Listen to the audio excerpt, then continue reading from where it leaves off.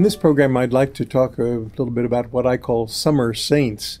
We're in ordinary time, and so there's really not too many great festivals that we celebrate. We'll have Transfiguration, we'll have Assumption, but I was wondering if we ought to take a look at some of our saints.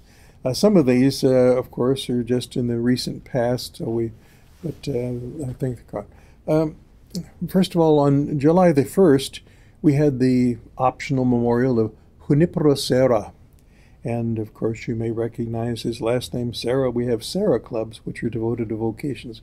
Well, Junipero Serra was born in Spain in 1713 and died in 1784. And he was brilliant. He was from a wonderful family, and it was thought that he'd have a wonderful career in the church in Spain, teaching, having a kind of a cushy job. But he was sent to Mexico, or what is now Mexico, in 1749. And he landed at Veracruz, and I don't know whether it was a stumbling or whether it was an insect bite or what it was. At any rate, he developed a terrible, terrible leg infection, which plagued him for the rest of his life. And in spite of that terrible, debilitating leg infection, and almost he was lame, he still walked across Mexico several times. So he walked to California. He's responsible for erecting 9 of the 21 California missions. If you go to California, you have all these names that are church names. I hope that the ACLU doesn't get a hold of this, but there's the San Juan Capistrano, there's Dolores, there's Los Angeles, the Angels, City of the Angels, and lots of them. Well, he founded 9 of those 21 California missions. It is said that probably the impetus for his going there, or for the Franciscans going there, was the fact that they were worried about Russia coming in and gaining the west coast of our country. So at any rate, whatever that is, Spain decided they would establish a presence there. And these 9, the missions were separated by a walking distance. So as far as you could walk in one day, that would be where they would establish a new mission. Sometimes there is propaganda nowadays saying, how these Franciscan missions, they kind of were too strict on the Indians, but it's simply not true. They help to feed the Indians, they help to show them farming, and so on. So here we have Junipero Serra, July 1st. On July the 6th, we had St. Maria Goretti. She was born in the year 1890 and died in the year 1902, 12 years old.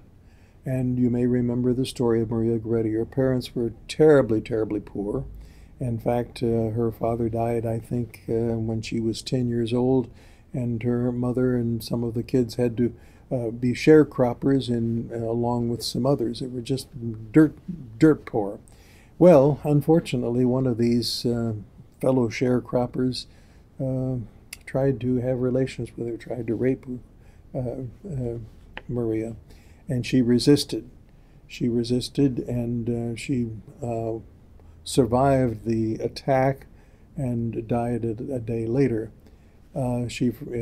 Before she died, she forgave her attacker, and we say, well, some of my women friends who are more feminist than perhaps they should be, they said, well, this is the thing, why should we honor somebody who resisted? She should have resisted, she shouldn't have resisted, and she'd be alive today.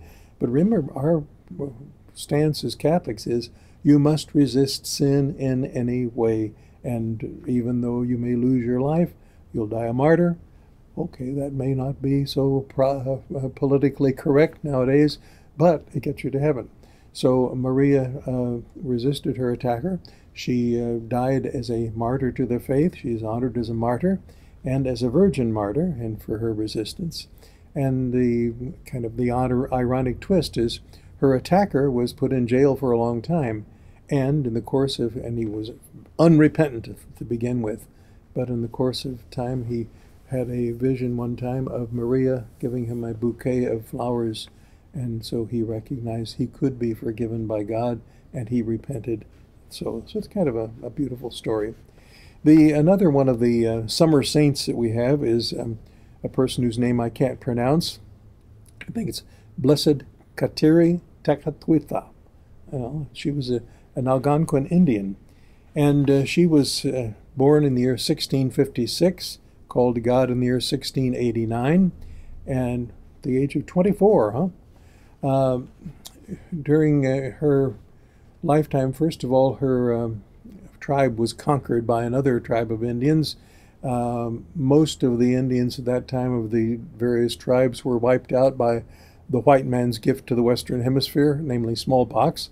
But she survived, and her mother survived, and eventually they came under the influence of French missionaries, French Jesuit missionaries.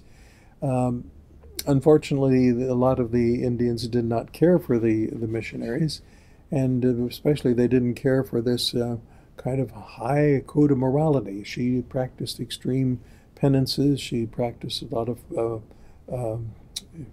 penitence, and they didn't like that. So she went to actually she didn't become a Catholic until 1675, and after that she went to Montreal, and practically every fact of her life was recorded by the French Jesuit missionaries, and so they have good quality of her life.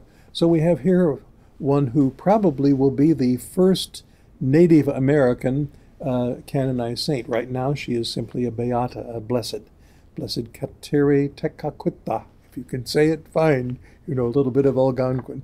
But we honor her on July the 14th. So there are three summer saints we have, which I think we might say, we need to reflect on their lives. There's Maria Goretti, who resisted and who kept her virtue at the age of 12. Incidentally, she was probably a little bit slow, but not too slow to be virtuous. There is Junipero Serra, who had a bum leg and who still walked across Mexico, established 9 of the 21 California missions. And there is Kateri Tekakwitha. These are all but 3. I would recommend that you go through the calendar of saints and see what particular saints there are that might resonate with your life, and realize we're all called to be saints.